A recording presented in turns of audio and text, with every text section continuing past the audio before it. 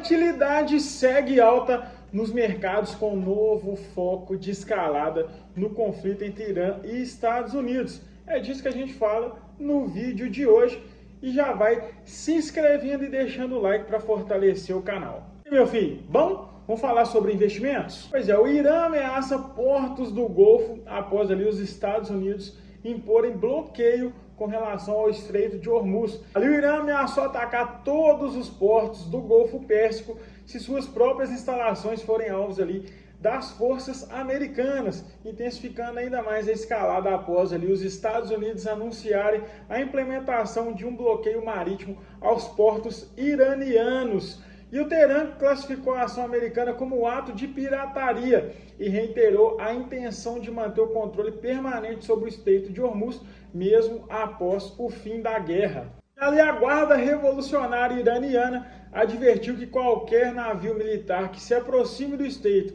sob qualquer pretexto será tratado como violação do cessar-fogo. E aí o bloqueio foi anunciado por Donald Trump na noite de domingo, após ali o fracasso das conversas no Paquistão, que terminaram sem acordo por divergências sobre o programa nuclear iraniano. E aí o Comando Central dos Estados Unidos confirmou que o bloqueio, em vigor a partir das 11 da manhã de segunda-feira, seria aplicado ali de forma imparcial contra embarcações de todas as nações que entrarem ou saiam de portos e áreas costeiras iranianas, incluindo aí todos os portos do Golfo Árabe e no Golfo de Omã.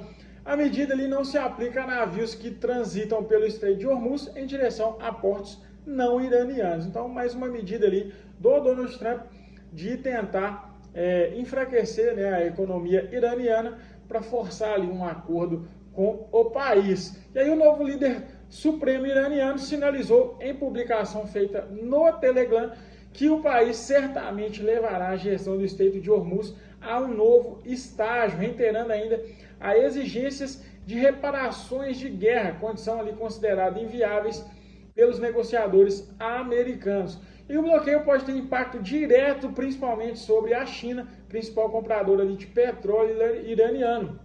O porta-voz do Ministério das Relações Exteriores chinês disse que a medida ameaça o comércio global e pediu que ambos os lados permaneçam calmos e ajam com contenção. O cessar-fogo ali acordado de 2 semanas foi anunciado no dia 7 de abril, expira no dia 22 de abril, caso não entre em colapso antes desse prazo. Desde o início da trégua, apenas cerca de 40 navios comerciais cruzaram o Estreito de Hormuz, contra uma média ali de 135 embarcações diárias em tempos de paz. Então, de fato, o estreito está totalmente fechado, né? Então não há uma previsão e isso balança muito os mercados, como a gente viu aí nos últimos dias, o petróleo subindo acima dos $100, permanecendo por lá, chegando até a bater $115 nos momentos de maior estresse. E com isso traz ainda a perspectiva do repique inflacionário e você precisa ficar de olho nisso para fazer os seus investimentos.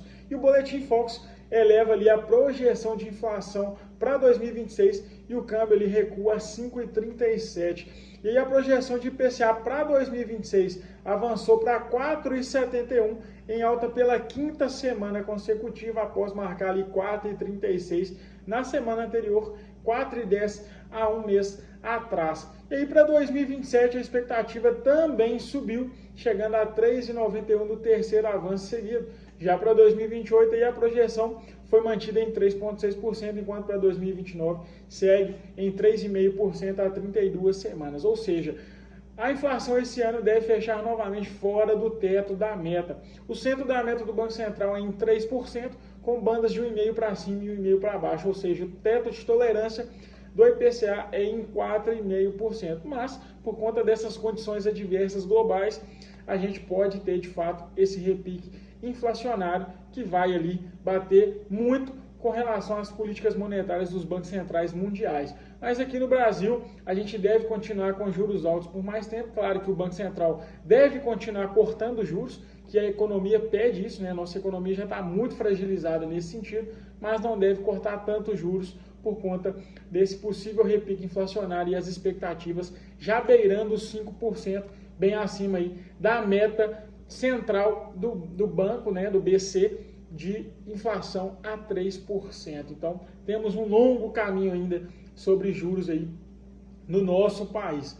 E a projeção para o dólar em 2026 recua, né, para 5,37, interrompendo ali a estabilidade das semanas anteriores. Para 2027 a estimativa também caiu, passando aí para 5,40%. Em 2028 a projeção foi reduzida para 5,46, enquanto em 2029 permaneceu em 5,50, estável há 3 semanas. Muito disso aqui pode ser explicado, né, do dólar recuar, principalmente esse ano, por conta do fluxo gringo que segue entrando aqui na nossa economia, principalmente na nossa bolsa de valores. Mas tivemos ali, com relação ao conflito, né, o Trump ameaçando a China com tarifa de 50% se a China armar o Irã.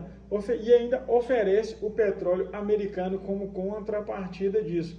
E aí a declaração ocorreu ali no mesmo dia em que o Comando Central dos Estados Unidos anunciou o começo do bloqueio do tráfego marítimo nos portos iranianos após ali as conversas com o Irã em Islamabad encerrarem sem acordo no final de semana. E os relatos que motivaram a ameaça envolve ali a possível entrega de sistemas de defesa aérea ao Irã, possivelmente ali roteados por países terceiros para evitar essa detecção. Segundo ali a Reuters, o Irã está próximo de fechar um acordo com a China para obter mísseis de cruzeiro supersônico antinavio e que entidades iranianas teriam recebido ali equipamentos de fabricação de chips da fabricante chinesa SMIC em março. O Trump simultaneamente abrandou o tom ao dizer ali que duvida que Pequim tomaria tal atitude, citando sua relação pessoal com o país. Abre aspas, talvez tenham feito um pouco no início, fecha aspas, disse ali Donald Trump, mas afirmou não acreditar que a China continuaria. O presidente ainda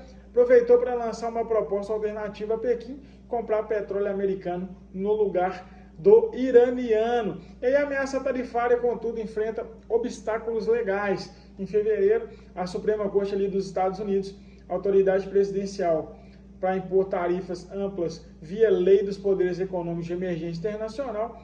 E aí há alternativas em mecanismos alternativos, como as seções 301 e 232 da lei tarifária americana, ainda estão disponíveis, mas exigem ali investigações formais antes de entrarem em vigor. E aí, até o momento, nenhuma tarifa foi formalmente decretada. Então ainda seguimos com uma economia com uma possibilidade de repique inflacionário. Temos as questões de eleições para esse ano também. Então tem muitas variáveis que a gente tem que observar para seguir ali com os investimentos e ter uma carteira que seja rentável e ao mesmo tempo segura nesses momentos de crise. E aí eu te pergunto, sabe como proteger seu portfólio nesses períodos conturbados? Pois é, te convido a preencher o primeiro link aqui da descrição que eu te explico no detalhe. Fechou? Então no vídeo de hoje é isso, vou ficando por aqui. Deixa o like e não se esquece de inscrever aqui no canal para dar uma força. Até o próximo vídeo. Valeu!